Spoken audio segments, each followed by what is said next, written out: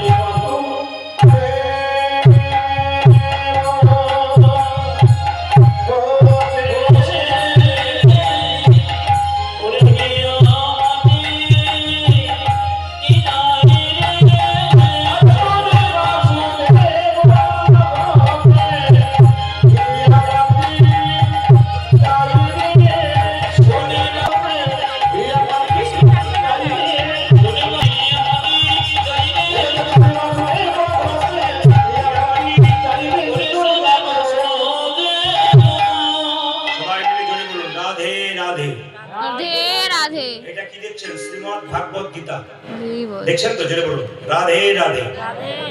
বাবারা, মায়েরা, ভাইরা যারা দাঁড়িয়ে আছেন, বসে আছেন, সবার কাছে নিবেদন রইল একবার জোরে বলবেন রাধে রাধে। রাধে রাধে বলবেন তা বলে দিই। ভগবান কৃষ্ণ নিজের মুখে বললেন, আমাকে যদি কেউ কিনতে চাই বিনামূল্যে, আমার ভাইরা বাবারা যারা পেছনে আছেন একটু হাত তুলে বলবেন রাধে রাধে। রাধে একবার জোরে বলুন রাধে রাধে রাধে। কীর্তনের মাধ্যমে যদি কোনো ত্রুটি হয়ে থাকে, যারা আছেন তারা নিজ গুণে আমাকে বৃন্দাবন ধাম চরণে মন বৃন্দাবন ধাম রতি যা রাধে রাধে নাম মিলে কুঞ্জ বিহারি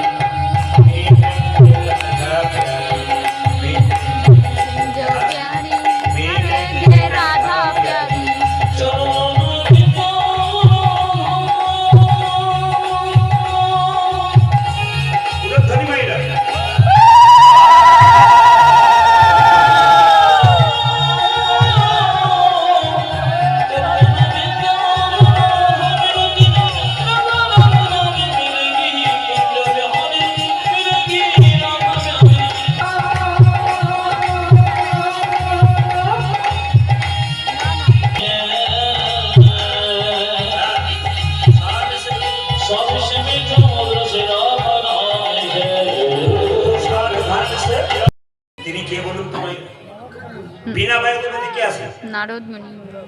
নারদ নারায়ণ বিনা বাজে অলক বিহারী নামের বর্ণে বর্ণে সোনা ঝরে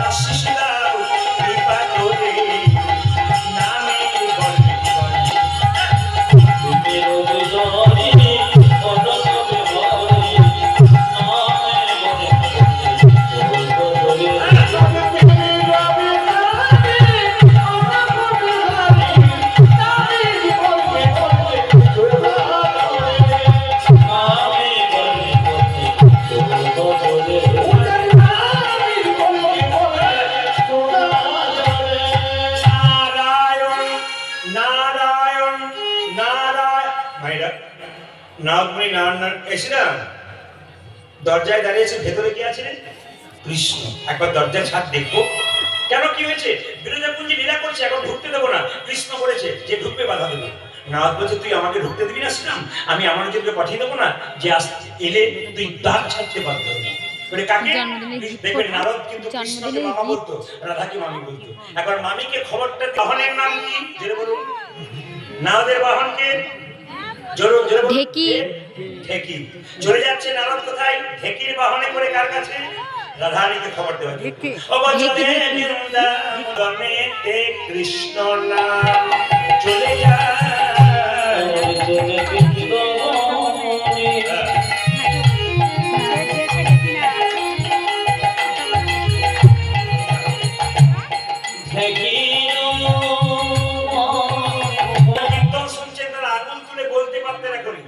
আপনি এখনই বললেন রাধাকে মা বলা হয় না, আবার নারদ বলছে মা।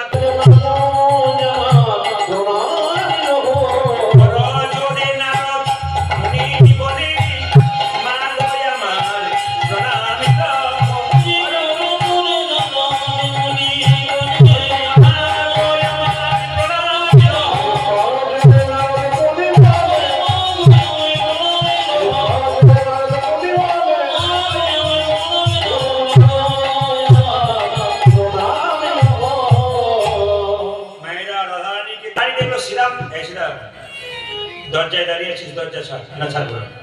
দরজা ছাড়। না ছাড়বো না। যদি দরজা না ছাড়বি না, আমি তোকে অভিশাপ দেবো। সেটা বলে কি অভিশাপ দেবে? দরজা ছাড়। না ছাড়বো না, তবে আমি জোর করে ঢুকবো। রাধারানী যেটা জোর করে ঢুকতে গেছে, সঙ্গে সঙ্গে শ্রীরাম কি করছে? রাধারানীকে মাটিতে, তুই আমার সঙ্গে অসুরের মতো আচরণ করলি, দৈত্যের মতো আচরণ করলি। অভিশাপ দিলাম তোকে, তোর যেন দৈত্য কুলে জন্ম হয়।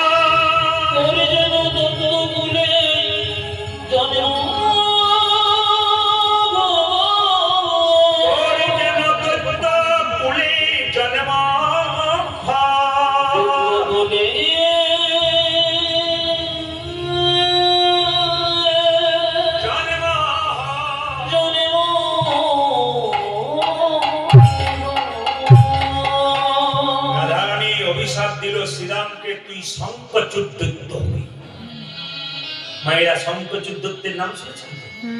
এই শঙ্কচূড় দত্ত সঙ্গে সঙ্গে রাধারানী যখন অভিশাপ দিয়েছে, তখন রাধারানীকে শ্রীরাম অভিশাপ দিল, ও রাধে তুমি আমাকে অভিশাপ দিয়ে আমার দৈত্যকুলে জন্ম হবে, আমি তোমাকে অভিশাপ দেবো। বলে কি? যে কৃষ্ণের জন্য কাঙালিনী হয়ে তুমি ছুটে এলে, সেই কৃষ্ণকে তুমি 100 বৎসরের জন্য হারাবে। আর একটা অভিশাপ দেবো। বলে কি? আজ থেকে তোমাকে কেউ পৃথিবীতে মা বলে ডাকবে না। আজ থেকে পৃথিবীতে কেউ তোমাকে মা বলে ডাকবে না। আজ থেকে পৃথিবীতে কেউ তোমাকে মা বলে ডাকবে না। রাধারানী কেঁদে কেঁদে বলছে, শ্রীরাম আমায় না মা বলুক তাতে ক্ষতি নেই, কিন্তু আমাকে কৃষ্ণ ছাড়া হতে বলিস না। কিছু মনে করবে না। যারা কৃষ্ণকে খুব ভালোবাসেন, হরিকে খুব ভালোবাসেন, আমি যখন কীর্তন করতে এখানে ঢুকলাম, তখন দেখলাম অনেক মায়েরা আসলে বসে গেছে। কেন বসেছে? কৃষ্ণকে ভালোবাসে। যারা আজকে পরিপূর্ণ করে আসলে বসে আছেন, তারা কেউ ভগবানের শত্রু নন, সবাই ভগবানকে ভালোবাসেন। ভগবান পরীক্ষা করে দেয়। রাধারানী কেঁদে কেঁদে বলল, শ্রীরাম আমায় কেউ মা বলে না ডাকুক তাতে কোনো কষ্ট নেই, কিন্তু আমায় তুই কৃষ্ণ ছাড়া হতে বলিস না। শ্রীরাম বলল, তুমি আমাকে অভিশাপ দিলে দৈত্যকুলে জন্ম হও। আমি যেহেতু দৈত্য হব মানে কৃষ্ণকে বলে থাকবো, তোমাকে অভিশাপ দিলাম তুমিও 100 বছর ধরে কৃষ্ণকে বলে থাকবে। রাধারানী সখীদের সামনে কাঞ্ছার বলছে, সখীরে ললিতা বিশাখা, আমি একটা কৃষ্ণ প্রেমের বীজ রোপণ করেছিলাম। আমার মনে বড় আশা ছিল ওই বীজ হতে অঙ্কুর হবে, তার থেকে চারা গাছ হবে, তার থেকে বড় গাছ হবে, তার শীতল তরুর ছায়া আমার তাপিত পরাণে জুড়াইয়ে দেব। কিন্তু কি হলো জানিস রে ললিতা?